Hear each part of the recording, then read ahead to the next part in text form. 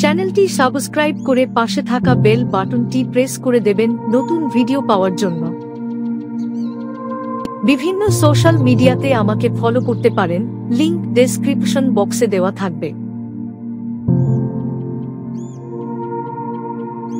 25শে June তারিখে বিশ্ব ও ভারতীয় ইতিহাসে বহু গুরুত্বপূর্ণ ঘটনা ঘটেছে।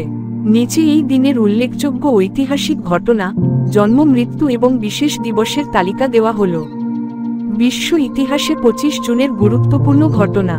1678 ইতালীয় পরিবেশক ও সুরকার আন্তোনিও ভিভালদি বিখ্যাত baroque composition the four seasons সম্পন্ন হয় আনুমানিক।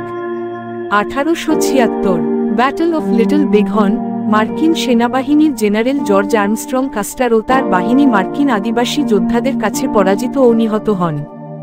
1900 সুন ইয়াত সেন চীনের কুয়াংচৌতে গণতন্ত্র প্রতিষ্ঠার জন্য প্রথম বিদ্রোহ ঘোষণা করেন।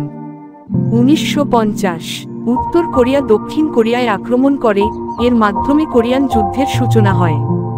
1978 লুইস ব্রাউন বিশ্বের প্রথম টেস্ট টিউব শিশু আইভিএফ পদ্ধতিতে জন্মগ্রহণ করেন। 2009 মাইকেল জ্যাকসন পপ সঙ্গীতের রাজা হৃদরোগে আক্রান্ত হয়ে মারা যান, বিশ্বব্যাপী শোকের ছায়া নেমে আসে। ভারতীয় ইতিহাসে 25 জুনের গুরুত্বপূর্ণ ঘটনা। 1975 ভারতের প্রধানমন্ত্রী ইন্দিরা গান্ধী জরুরি অবস্থা ইমার্জেন্সি ঘোষণা করেন। সংবিধানের 356 ধারা অনুযায়ী 19 মাসব্যাপী জরুরি অবস্থা জারি থাকে।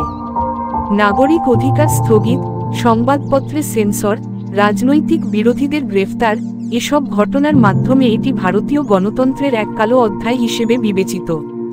1983 ভারত প্রথমবারের মতো ক্রিকেট বিশ্বকাপ জিতে নেয়। লর্ডসে অনুষ্ঠিত ফাইনালে ওয়েস্ট ইন্ডিজকে হারিয়ে কপিল দেবের নেতৃত্বে ভারতের ক্রিকেট ইতিহাসে গৌরবময় মুহূর্ত রচিত হয়। 2009 ভারতের সর্বোচ্চ আদালত রাইট টু এডুকেশন আইন পাশ করে, প্রত্যেক শিশুর মৌলিক শিক্ষার অধিকার নিশ্চিত হয়। জন্মবার্ষিকী 1864 ওয়ালিয়ান শাহজাদা দুলীপ সিং শেষ শিখ সম্রাট মহারাজা রঞ্জিত সিং এর পুত্র।